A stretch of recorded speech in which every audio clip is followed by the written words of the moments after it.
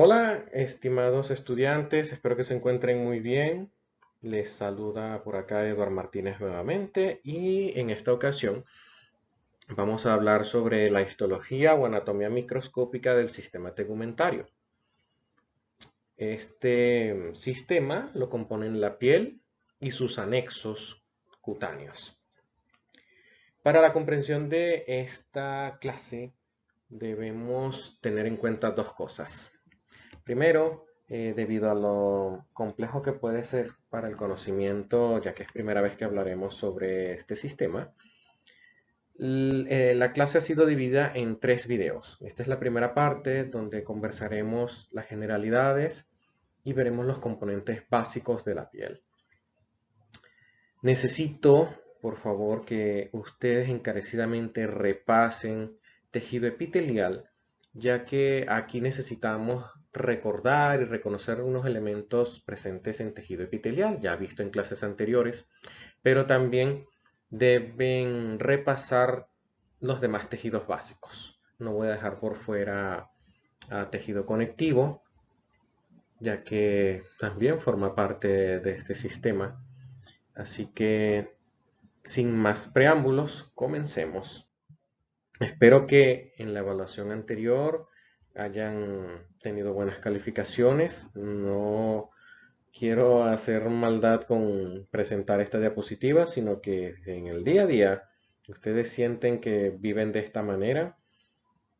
Traten de organizarse siempre como buenos estudiantes que son y no dejen todo para último minuto, sobre todo para la comprensión de este tema.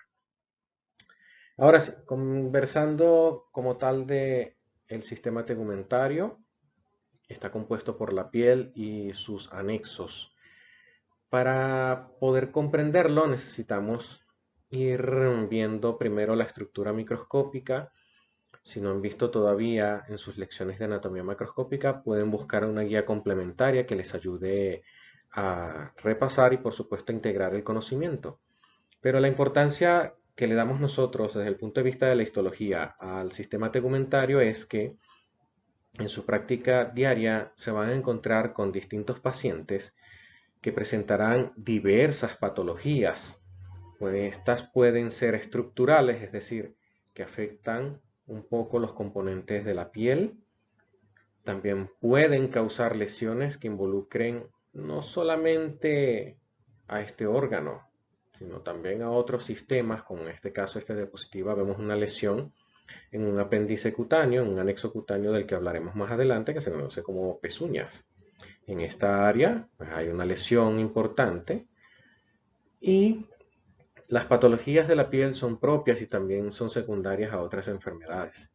Por ello necesitamos reconocer el conjunto de elementos que constituyen al sistema tegumentario, es decir, a la piel y sus anexos, para luego entender las enfermedades que recaen sobre este sistema y poder brindar, desde el punto de vista clínico, un bienestar al paciente.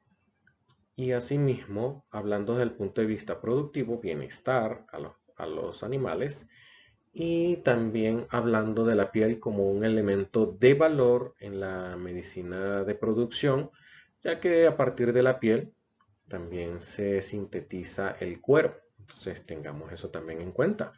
Un paciente bovino, por ejemplo, de donde se obtiene la materia prima para la curtiembre y la elaboración de cueros, con una piel que tenga muchas lesiones, cicatrices, eh, marcas exageradas, eso nos traerá como problemas, pérdidas a nivel de la industria porque esa piel no será útil para la curtiembre. Y por supuesto, la piel como órgano, también desde el punto de vista clínico, eh, es una barrera, es un medio único que necesita tener mucho cuidado. En general, la piel se considera que es un órgano completo, es el más amplio de todo el organismo y se le considera completo debido a que tiene a los cuatro tejidos básicos. Allí hay tejido epitelial, tejido conectivo, tejido muscular y tejido nervioso. Es un órgano dinámico, sí, debido a que este órgano interactúa con el ambiente y también interactúa con los tejidos cercanos o con sistemas cercanos. El más próximo a este es el sistema locomotor. Y también con terminaciones nerviosas. Por ello es un órgano que constantemente sufre cambios debido primeramente al entorno que rodee al individuo y también las interacciones con otros sistemas corporales. Las funciones que posee la piel y sus anexos son protección, en primer lugar. Tanto la piel como los apéndices cutáneos, que de los que hablaremos más adelante, sirven como medios de protección. La piel, siendo el órgano más grande del organismo, se encarga de recubrir y así protege todos los tejidos internos. Y es la primera barrera de defensa para evitar la entrada de agentes peligrosos, llámense bacterias, hongos, parásitos. Asimismo, los apéndices cutáneos, como por ejemplo, visualicen en su mente o en una guía o en alguna fotografía por internet el casco de un caballo, las pezuñas de los ungulados, llámese toro, búfalo, cabra, y vean cómo ellos apoyan sus extremidades y a nivel terminal tienen esas estructuras. Esos son apéndices o anexos cutáneos y protegen esa porción distal de la extremidad que se apoya en el suelo del daño por las superficies donde se apoye el individuo.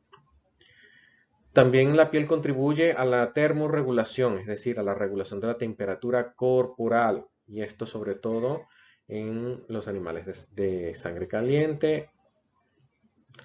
La piel actúa como un receptor neurosensorial. Debido a su interacción con el ambiente, el tejido nervioso a través de fibras nerviosas que se conectan a nivel de la piel es capaz de percibir tanto los cambios de temperatura como otros elementos como presión, pequeñas contusiones, picadas, etcétera, que envían información al sistema nervioso y de esa manera actuar ante una posible lesión o algún elemento funcional normal, como por ejemplo el cambio de temperatura o cambios en la presión sobre la piel. Y a través de la piel también ocurre una función básica de excreción. Mediante el sudor, aquellos animales que pueden sudar, se libera no solamente agua, sino también algunas otras moléculas, electrolitos, moléculas de desecho que puedan ser expulsadas, excretadas a través del sudor y que no son necesarias para el organismo. Esas moléculas provienen del metabolismo de las células que componen a la piel, como también de los tejidos subyacentes. ¿Cuál es la organización que posee la piel como tal? Bueno, básicamente hablamos de que la piel tiene dos componentes que se conocen como la epidermis, que es la capa más superficial de la piel, y la dermis, que es la siguiente capa por debajo de la epidermis. Ambas en conjunto constituyen a la piel y junto con la piel tenemos los anexos blandos y córneos. Se denominan así debido a la forma en que estos anexos o apéndices cutáneos poseen cierto nivel de queratinización o cornificación, como también hablan algunos investigadores. ¿Y a qué me refiero con el proceso de cornificación, queratinización? Es decir, la formación de un producto conocido como la queratina. Y esos anexos, ubicados en sitios estratégicos del organismo, nos pueden dar indicios de las características morfológicas de un animal, como también servir como elementos de defensa y protección o barreras aislantes. Desde el punto de vista embrionario, la piel tiene un doble origen, debido a que la epidermis o la capa más superficial de la piel proviene de la hoja embrionaria conocida como el ectodermo. Y la dermis, que es la que se encuentra justo por debajo, proviene del mesodermo. Durante el desarrollo embrionario y fetal, ocurre una interacción por señalización celular entre ambas hojas embrionarias, tanto del ectodermo como del mesodermo, y se van diferenciando grupos celulares que van a dar origen a ambas capas. Ese proceso es progresivo, que nos va a dar como resultado la formación de este órgano tan inmenso como lo es la piel en los mamíferos y en las aves, por ejemplo. Vamos a comenzar a hablar de los constituyentes de la piel y comenzaremos por la epidermis. La epidermis, como les dije al principio, es la capa más superficial. En esta imagen, que corresponde a una fotografía tomada del Atlas de Histología Veterinaria de Bacha y Bacha, se los recomiendo para su estudio a nivel práctico, podemos observar aquí, esta es la superficie de este corte histológico y lo que está señalado con el número 2 corresponde precisamente a la epidermis. Por lo tanto, si ustedes se encuentran con una imagen cualquiera como esta, hablando de la piel, si se encuentran con una imagen como esta y se les está señalando esta área o cualquiera de estas otras, y si se les pregunta la porción del órgano, estamos hablando específicamente de la epidermis. La epidermis, siendo la capa más superficial, es la que tiene contacto directo con el ambiente, con el entorno que rodea al organismo animal. Por lo tanto, ella debe estar bien preparada para proteger al organismo, a todo el individuo, de cualquier agente externo. Por ello, la piel posee una clasificación morfológica desde el punto de vista epitelial. ¿Y por qué digo esto? Porque la epidermis está constituida básicamente por un epitelio de revestimiento. Ese epitelio es el que ya ustedes conocen como el plano estratificado queratinizado. El epitelio plano estratificado queratinizado, recuerden muy bien que se denomina así porque está constituido en su capa más superficial por células de morfología plana. Es un epitelio estratificado debido a que posee más de 2 capas. Y por encima de la capa más superficial de células de morfología plana se encuentra un componente específico llamado queratina. Por ello es que la epidermis se le denomina así y se clasifica morfológicamente como lo estamos viendo en pantalla. Recuerden siempre eso. La epidermis, además, está constituida por 2 poblaciones celulares. Dentro de ese epitelio plano estratificado queratinizado nos encontraremos con 2 poblaciones principales que son los queratinocitos, o células propias de la piel que ayudarán en el proceso final a la formación de la queratina, y también hay otro conjunto de células que son necesarias, que se conocen como las células dendríticas. A su vez, dentro de esta población de células dendríticas tenemos varias que iremos estudiando poco a poco, y comenzando por los melanocitos, células de Merkel y las células de Langerhans, cada una con funciones específicas, tanto los queratinocitos como de las células dendríticas. Los queratinocitos son los que vamos a comenzar a estudiar y que necesito que vayan reconociendo poco a poco, debido a que ellos se organizan formando estratos o capas.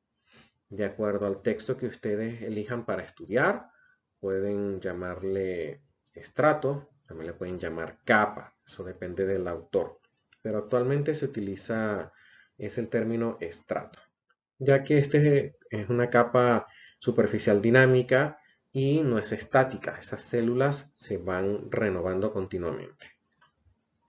Veamos esta imagen para comprender a lo que yo estoy conversando con ustedes con respecto a la conformación de la epidermis. Los queratinocitos, como les dije, forman estratos y en esta imagen que vemos acá, que corresponde muy bien a un epitelio plano estratificado queratinizado, vamos a observar distintos grupos celulares que son los mismos queratinocitos dispuestos de la siguiente forma. Comenzaremos desde la capa más profunda o estrato más profundo hacia lo más superficial, empezando por el estrato basal. El estrato basal es un estrato compuesto por una capa de células que varían en morfología. Estas células pueden ser de morfología cilíndrica o cúbica. Ellas se disponen unidas una al lado de la otra. Lo que pasa es que cuando se preparan los cortes histológicos pueden ver ciertos aglomerados y esto se debe a la formación de estructuras especiales que vamos a nombrar más adelante. Pero el estrato basal, también llamado estrato germinativo, como dice aquí, está compuesto por una sola capa de células. Y repito, esas células tienen morfología cúbica o cilíndrica. Por encontrarse en la capa más profunda, ellas tienen que mantenerse fuertemente unidas entre sí porque ellas permiten dar el sustento o la base de todos los demás estratos de la piel. Además de ser la población celular con una mitosis activa, ya que a partir de ellas surgen las demás células que veremos en los siguientes estratos, se mantienen fuertemente unidas entre sí mediante desmosomas, una al lado de la otra, y unidas a una membrana basal sobre la cual descansan ellas mediante hemidesmosomas. El citoplasma de estas células es basófilo debido a que poseen todas aquellas organelas que le permiten sintetizar continuamente proteínas, en específico proteínas del citoesqueleto que son necesarias para lo que a futuro vamos a conocer como la queratina. ¿Ok? Entonces, ¿qué quiere decir eso? Que hay un gran desarrollo entre otras organelas, ribosomas y retículo endoplásmico. Para más detalles, ustedes deben de recordar y repasar muy bien porque algunas células presentan esa tonalidad basófila, pero aquí ya les estoy dando un tip general. Por encima del estrato germinativo nos vamos a encontrar con el estrato espinoso. El estrato espinoso está conformado por numerosas capas de células. El espesor es variable. No se habla de un número específico, que yo pueda decir hay 2, hay 5, hay 8, no. Es muy variable de acuerdo a la especie, pero lo que sí puedo decirles en general es que estas células, primero que nada, tienen morfología poliédrica. Si pueden observar muy bien la imagen, o pueden darle zoom en el dispositivo en que ustedes estén observando este video, verán que ellas no tienen una morfología cúbica ni cilíndrica como las que poseían ya en el estrato basal o germinativo. En este estrato, varias proteínas que sintetizaban a nivel de estrato germinativo se van empaquetando y formando unas estructuras llamadas tonofibrillas. Esas tonofibrillas las conocerán más adelante. Una característica también que les permitirá a ustedes reconocer a este estrato es porque además de poseer morfología poliédrica, si observan con detalle, las células están como delineadas y hay como una especie de halo alrededor de muchas de ellas. Esto se debe a que cuando se hace el preparado del tejido, ocurre una contracción parcial porque se extrae el agua de las células y es reemplazada por otras moléculas. Entonces, cuando se observa a mayor aumento, podemos ver que estas células presentan una superficie con numerosas espinas. Pero eso es básicamente debido a la retracción de las células durante el procesamiento del tejido. ¿Ok? Entonces repito, por si no me han entendido bien. Las células, además de poseer en este estrato morfología poliédrica, se observan espacios entre ellas, que son estas líneas aparentemente blancas o ópticamente vacías, pero esto se debe a la contracción celular. Si le diéramos mayor zoom a esto, veríamos que allí las células tienen forma de superficies espinadas. Por eso es que le dan el nombre de estrato espinoso. Y esas pequeñas estructuras parecidas a espinas no son más que puentes intercelulares. Eso les permite a las células mantenerse todavía unidas entre sí y le mantienen a todo el estrato y por lo tanto la epidermis se mantiene firme. Le da mucha cohesión. El siguiente estrato dentro de la epidermis es el estrato granuloso. Este sí está conformado por pocas capas de células. Pueden haber un número variable de 4 a 5. Sus células ya no son de morfología poliédrica, ellas van cambiando. Su morfología se hace progresivamente plana. Y si observan estas células en comparación con las anteriores, ven que el citoplasma es más oscuro. Hay una intensidad de una basofilia característica, y esto es por la presencia de numerosos gránulos que se van guardando en el citoplasma de estas células. ¿Y qué contienen esos gránulos? Principalmente queratohialina. La queratohialina es el precursor de la queratina. ¿Se recuerdan que les venía mencionando anteriormente de unas proteínas, unas moléculas llamadas tonofilamentos? Bueno, esos tonofilamentos, además de permitirle dar rigidez parcial a la célula, también muchas de esos tonofilamentos se reconfiguran, se reconstituyen, se empaquetan en gránulos para ayudar a la formación de la queratina. Volviendo al estrato granuloso, esta capa o estrato contiene esas células de morfología plana, y a nivel de ultraestructura, ellas almacenan también glucolípidos. En sus clases de bioquímica deben recordar a qué me refiero cuando hablo de glucolípidos. Esas estructuras son conocidas también como cuerpos laminares. Y esos cuerpos laminares, conformados por muchos glicolípidos, son secretados a nivel del espacio intercelular. ¿Eso qué hace? Actúa, además de protección, actúa como una barrera. Y de esa forma, esos cuerpos laminares que se encuentran allí entre los espacios intercelulares van formando una barrera semipermeable e impide la salida del agua que esté presente en los estratos anteriores, y a su vez impide la entrada excesiva de agua desde los estratos superiores hacia adentro. De esta forma ya podemos entender por acá por qué algunas células tienen una forma, una función muy específica. Además de que podemos comprender aquí por qué la piel es una barrera semipermeable y muy selectiva. Esos cuerpos laminares permiten que no se escape el agua, sino un individuo se deshidrataría fácilmente, o de lo contrario, podría edematizarse por una entrada excesiva de agua. ¿Ok? Mientras ustedes van oyendo esta clase y viendo este video, anoten preguntas, inquietudes para que las podamos responder a nivel de correo electrónico, si ustedes quieren ubicarme por correo electrónico, o también por los grupos de clase.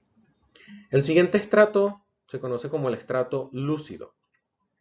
Este es un estrato celular compuesta por menos capas.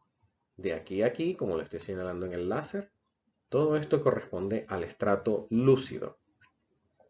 Son pocas células que van conformando una capa clara. Esto se debe a que las células van entrando en un proceso de apoptosis o muerte celular programada. Por ello prescinden de muchas de sus organelas, incluso de los gránulos que venían almacenando desde el estrato granuloso, y las células se van también aplanando, se van compactando cada vez más. Por ello observan que el estrato en comparación con el anterior es más claro, de allí su nombre. No se observan allí los límites intercelulares, a diferencia de lo que hemos visto acá en el estrato granuloso, en el espinoso, ¿ok? Y la queratohialina, que estaba presente ya desde el estrato granuloso o visible desde allí, se va liberando, se va conformando a nivel de superficie, fuera de la célula, con los tonofilamentos, las proteínas estructurales, elementos presentes en el espacio intercelular, y van conformando a partir de acá una banda conocida como queratina. Y de esa forma, la queratina, que es una banda acidófila birrefringente que ustedes habrán visto en las clases o lecciones de tejido epitelial, específicamente en epitelios estratificados, va formándose desde acá. El estrato córneo, que es el estrato siguiente, es un estrato conformado por numerosas capas de células compactas. El espesor del estrato córneo o de la capa córnea es variable. Aquí las células están completamente enucleadas. Fíjense cómo les voy mostrando acá con el apuntador láser. No estamos hablando ya de una célula con un núcleo característico, sino células completamente aquí planas, aunque se vean de una morfología poliédrica o variable. Estas células se van compactando, se van haciendo cada vez planas. Ya carecen de núcleo debido a que ellas entraron en proceso de apoptosis, como les dije, y todo su citoplasma está ocupado por queratina. Estas son las células que se descaman, que se liberan luego de un proceso de queratinización o de formación estructural de la queratina. Pero como les dije anteriormente, esto es un proceso dinámico en la piel. Las células se van renovando constantemente y de acuerdo a la especie, el proceso de formación de la queratina o de renovación de la epidermis completa puede variar de 22 a 30 días.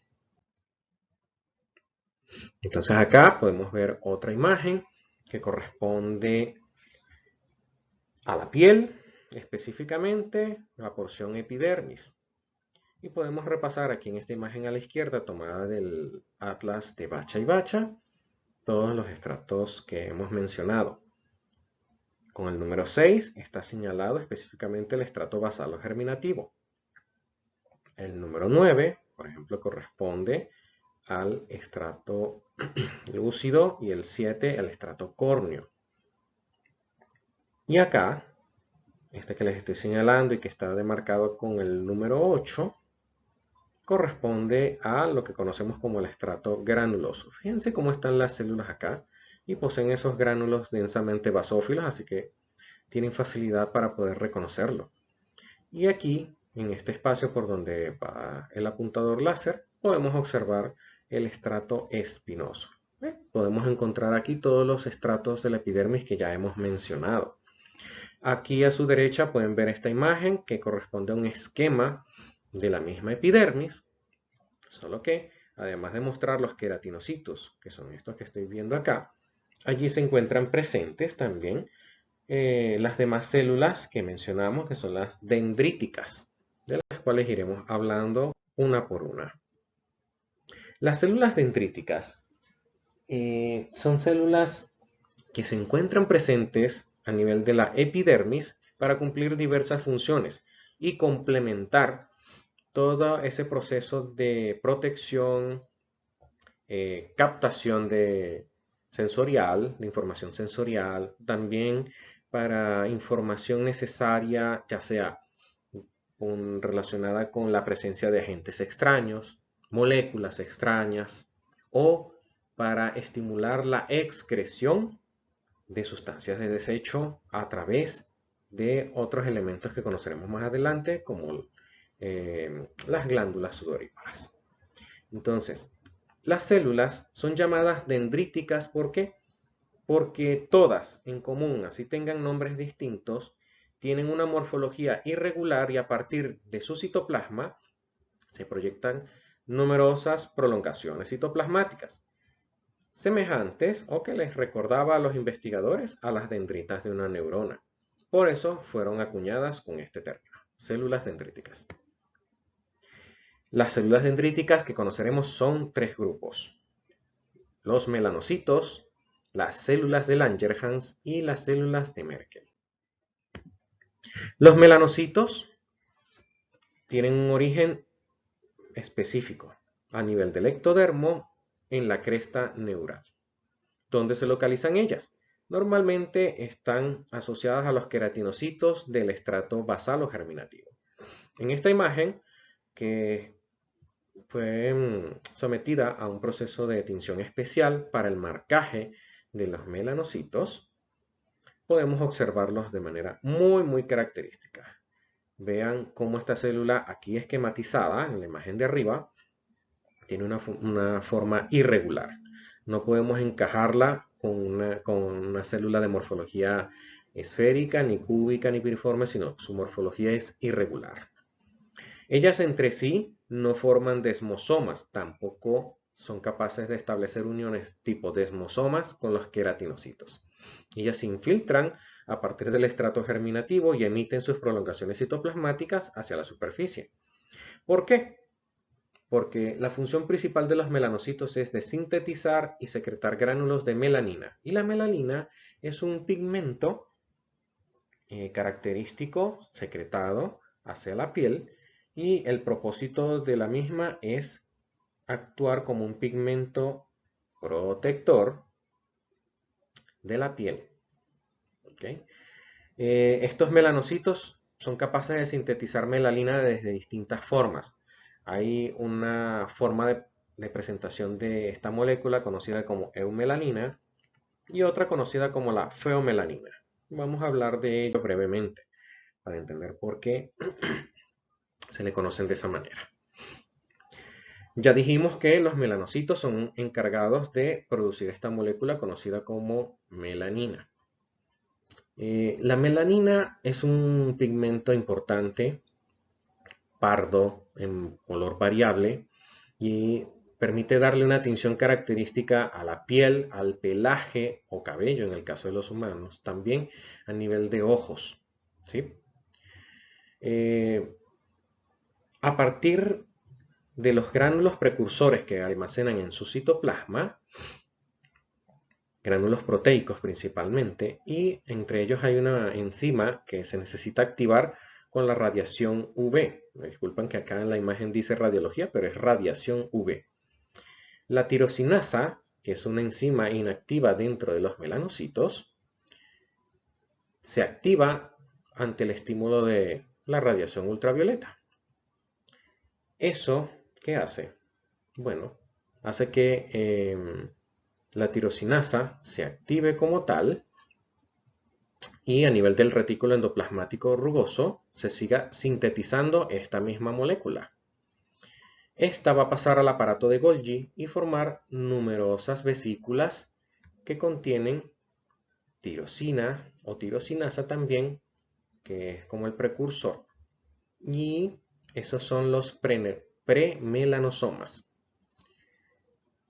A partir de allí, de las premelanosomas, en presencia de dopa, que es otra molécula necesaria para la conformación estructural de la molécula, se va formando la dopaquinoma. Y desde la dopaquinoma, de acuerdo a los residuos de aminoácidos, se van formando los distintos tipos de pigmento que ya hemos mencionado, ¿ok? Para darle forma específica a la molécula y al pigmento. La feomelanina es un pigmento amarillo, rojizo o pardo, que puede variar en tonalidad, pero es el responsable de la tinción clara en personas de tez blanca y también en animales de tez clara. Si nos referimos a los animales, pueden imaginarse o si tienen acceso al internet mientras ven este video, pueden buscar, por ejemplo, el pelaje clásico de una vaca de raza Jersey o también en pequeños animales, un Golden Retriever. Los tricromos son pigmentos feomelánicos aislados en cabellos pelirrojos de humanos. También se puede observar en animales como por ejemplo el brahman rojo. Y la eumelanina es el pigmento negro u oscuro clásico que conocemos en la mayoría de los animales pigmentados y de las personas de piel morena. Las siguientes células que vamos a estudiar o a reconocer son las células de Langerhans. Las células de Langerhans son células presentadoras de antígeno y se originan a partir de las líneas celulares mieloides, es decir, esta es una población celular que se origina a nivel de mesodermo. Tiene una morfología irregular. El núcleo en algunas células donde se han visto con microscopía electrónica tiene forma ovoide, pero también es un núcleo pleomórfico, es decir, su forma puede cambiar. El citoplasma de estas células es claro, sin embargo, ellas contienen numerosas lisosomas en su interior. ¿Y esto a qué se refiere? Los lisosomas, ustedes deben recordar cuál es su función, y son necesarios debido a la función que prescriben ellas, que es de presentar antígenos. Las células de Langerhans se ubican principalmente en el estrato espinoso.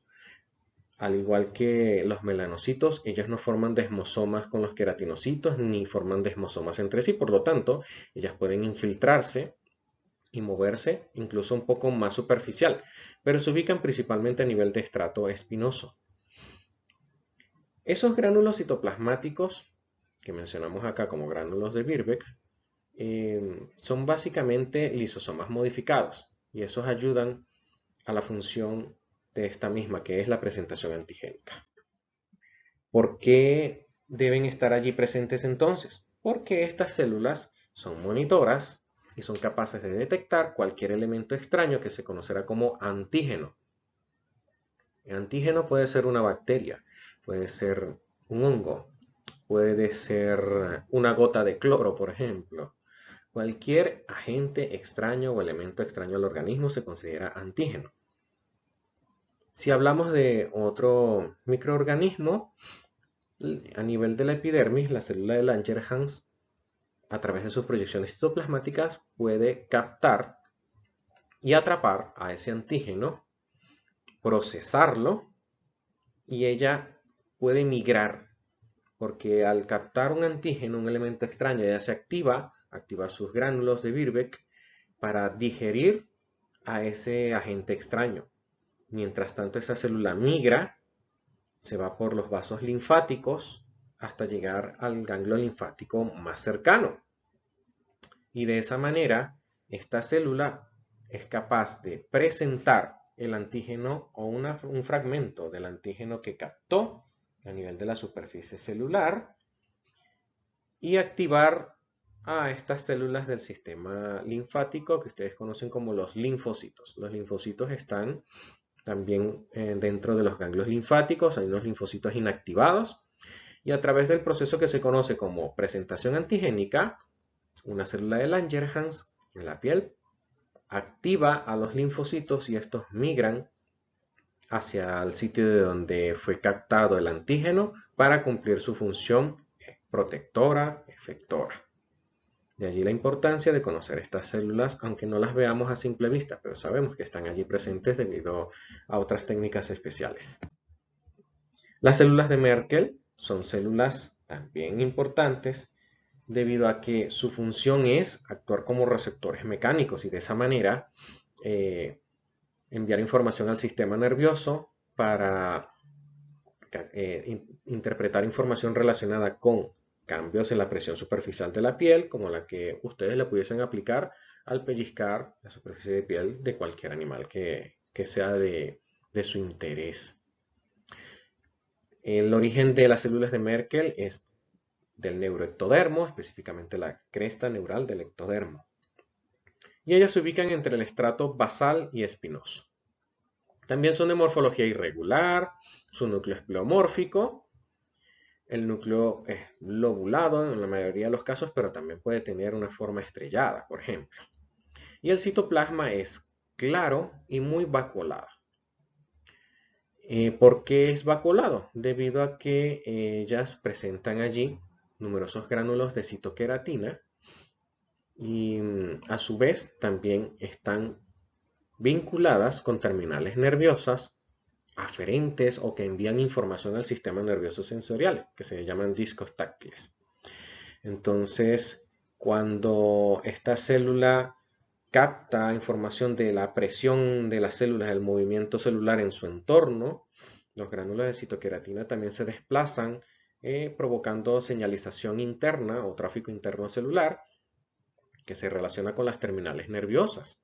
Y así envían información o estimulan la fibra nerviosa aferente con la que están relacionadas y enviar información al sistema nervioso para indicar que hay un movimiento de presión o hay un pellizco o hay una punción en ese sitio de donde se originó el estímulo para que pueda ser interpretado. Y así se protege también al organismo de una agresión. De esa manera es que un animal puede sentir, de cierto modo, si le provocaron un pinchazo, si un individuo le pellizca, si otro animal muerde, etc. Vamos a hablar de la siguiente capa que compone la piel y que se conoce como la dermis. La dermis es el segundo componente de la piel, del que ya hablamos. El origen, recuerden, el origen de la dermis es el mesodermo. Y su función es sostener, unirse a la epidermis para nutrirla y también conectarla con los tejidos subyacentes. ¿Ok? ¿Por qué digo esto? Por una característica que no les mencioné de la epidermis. La epidermis es avascular. A nivel de la dermis llegan los vasos sanguíneos y los vasos linfáticos y también las terminales nerviosas que van a permitir nutrir esta capa, nutrir a la epidermis y también captar información y también enviar estímulos nerviosos. La constitución en general de la dermis es de tejido conectivo general. Aquí hay tejido conectivo general laxo y tejido conectivo general denso. Y para su comprensión, la dermis se ha dividido en dos capas, la dermis papilar y la dermis reticular, o capa papilar de la dermis, capa reticular de la dermis. ¿Cómo están conformadas cada una? Veamos nuevamente esta imagen que ya habíamos visto al principio.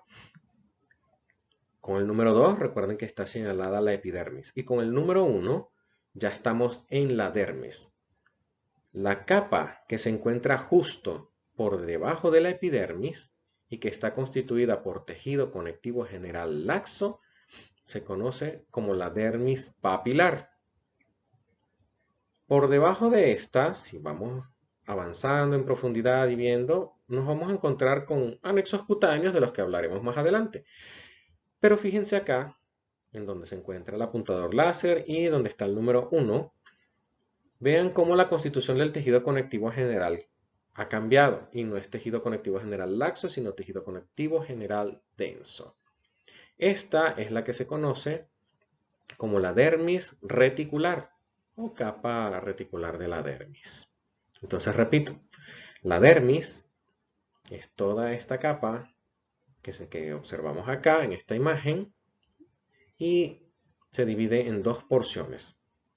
La que se encuentra justo por debajo de la epidermis se conoce como dermis papilar y muy profundamente vamos a encontrar la dermis reticular. ¿Por qué unas reciben un nombre y la otra recibe otro? Vamos a ver entonces eso en otra imagen. Esta imagen corresponde a un acercamiento también de piel y podemos observar claramente, aquí está señalado con el 3 la epidermis y el estrato basal, aquí más específico en el número 7. Vean cómo acá hay una capa de tejido conectivo general laxo que se proyecta formando pequeños pliegues apuntando hacia la epidermis. Y a su vez, eso hace que la epidermis se aglomere en ciertos puntos y forma proyecciones profundas.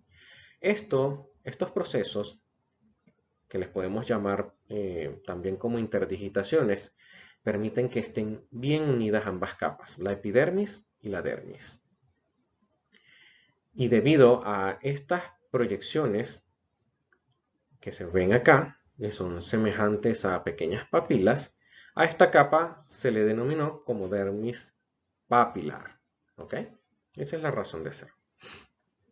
Pero aprovechando la imagen y también viendo cómo se interdigitan la epidermis y la dermis, los investigadores le han dado nombre específico a estas proyecciones.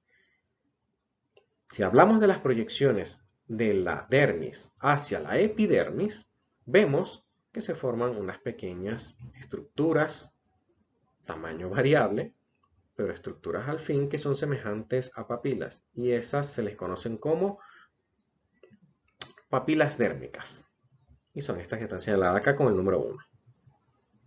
Mientras que las proyecciones que se forman como resultado de la interdigitación de la epidermis hacia la dermis se les conocen como clavijas epidérmicas. Entonces, estas estructuras que ustedes ven acá tienen ya nombres específicos.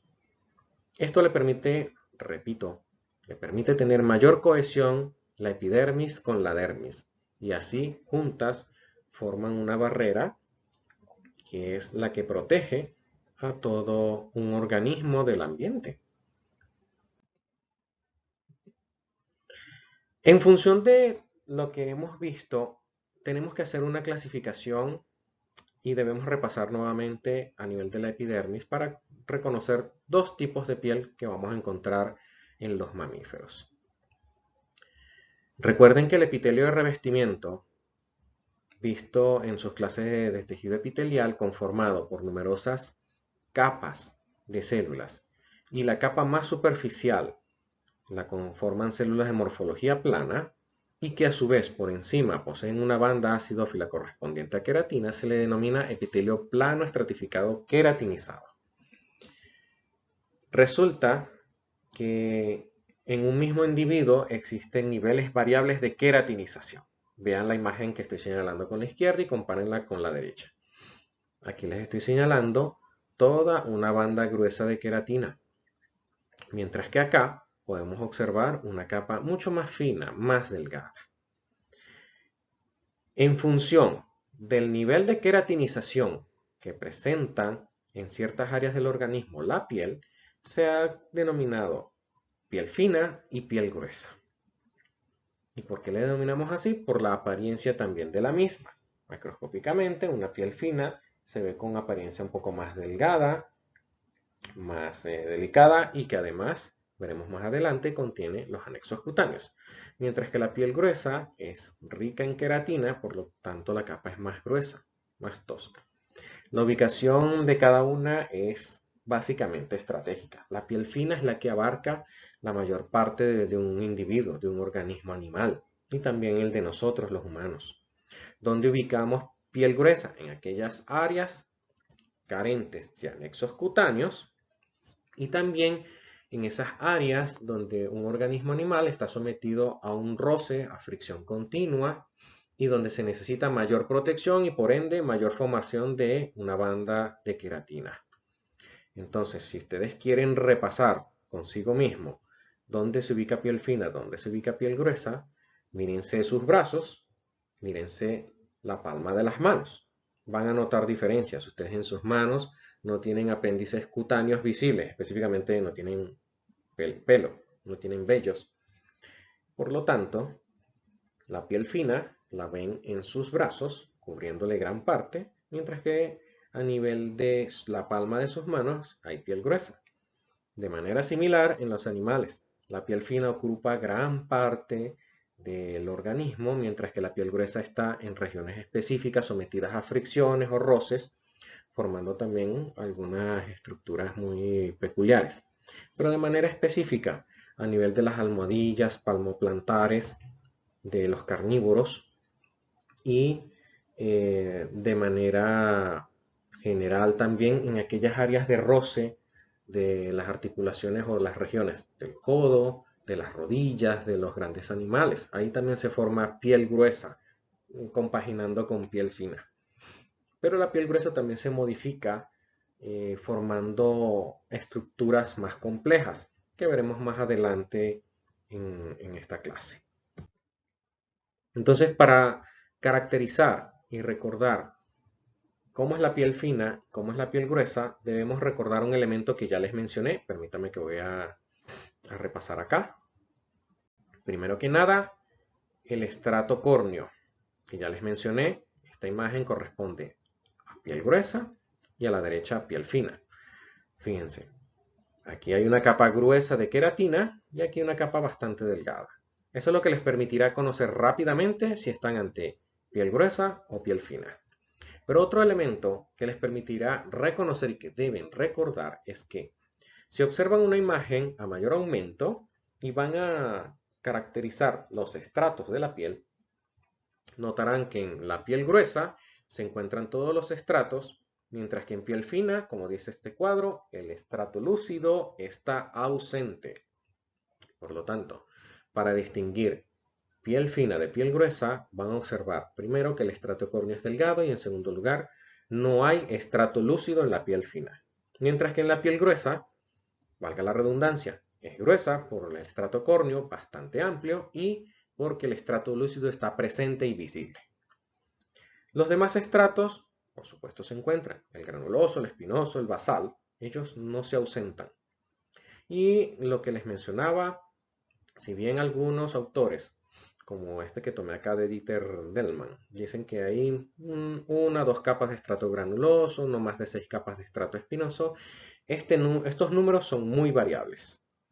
Lo cierto es que si comparamos piel fina con piel gruesa, sí, podemos ver que hay más capas del estrato granuloso y del estrato espinoso. Recuerden que el estrato germinativo es una sola capa. Las papilas dérmicas sí pueden verse mucho más pronunciadas en piel gruesa comparado con la piel fina. Y eso es por la relación de cohesión que deben contener ambas capas. ¿Ok? La epidermis con la dermis. Y otro elemento presente por debajo de la piel, que se conoce como hipodermis, no forma parte de la piel, pero está allí presente y debemos mencionarlo. La hipodermis permite sujetar a la dermis hacia el músculo subyacente o al hueso, de acuerdo a la región anatómica del animal. Incluso permite sujetar la dermis a una fascia, hacia estructuras tendinosas o de ligamentos. Pero recuerden, la hipodermis, también conocida como tejido subcutáneo, no forma parte de la piel. Su constitución es de tejido conectivo general laxo, variedad adiposo, con fibras elásticas y de colágeno entremezcladas entre los adipocitos.